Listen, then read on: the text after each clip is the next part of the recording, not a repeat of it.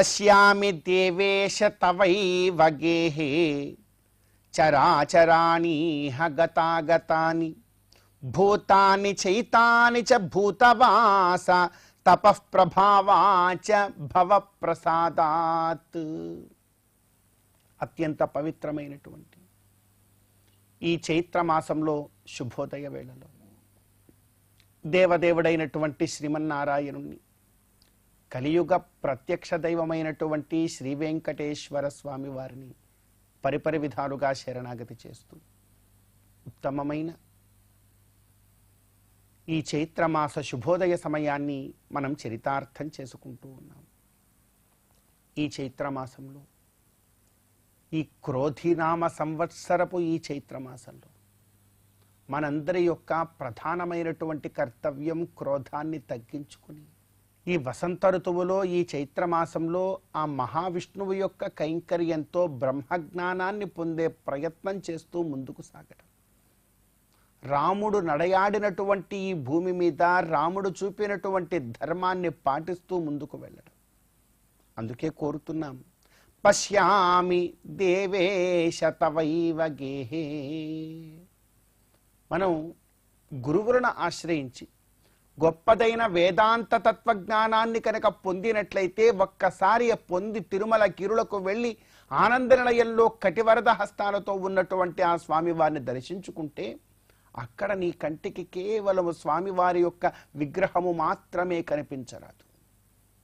ఏమేమి కనిపించాలి అంటే, పశ్యామి దేవేశ తవైవ గేహే.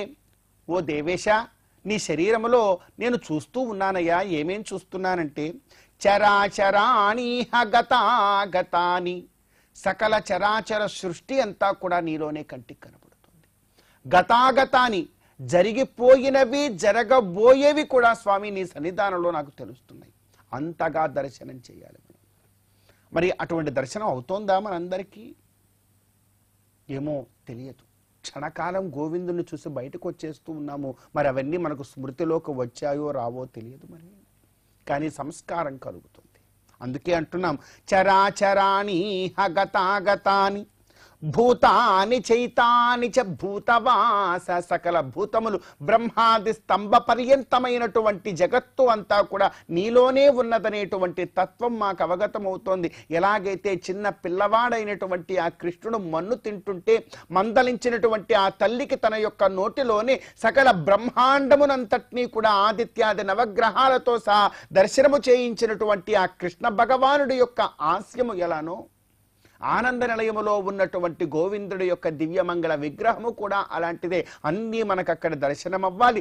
జరిగినవి జరగబోయేవి సకల చరాచర సృష్టి అంతా కూడా అక్కడ మనకు దర్శనం అవ్వాలి అంటున్నారు. అది ఎలా అవుతుంది అంటే దానికి ఒక వాక్యం చెప్పారు, తపః ప్రభావాచ భవత్ ప్రసాదాత్. మరి ఇటువంటి దర్శనం ఎప్పుడు అవుతుంది? తపః ప్రభావము చేత అవుతుంది. అంటే మన ధర్మాన్ని మనం పాటించడమే గొప్పదైనటువంటి తపస్సు.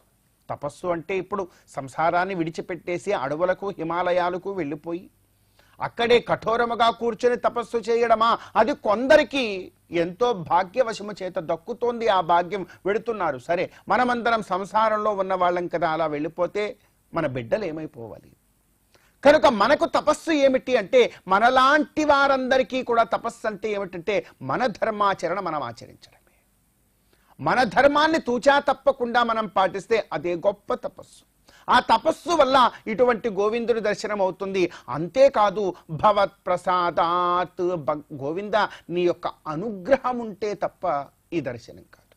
కనుక నా ధర్మాన్ని నేను పాటించాలి.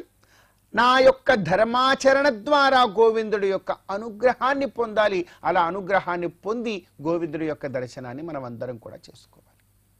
కాబట్టి ఇటువంటి దర్శనం గోవిందుడి యొక్క అనుగ్రహంతో మనందరికీ కలగాలని మనస్ఫూర్తిగా గోవిందుడిని కోరుకుంటూ ఈ చైత్రమాస శుభోదయ సమయాన్ని మనం చరితార్థం చేసుకుందాం.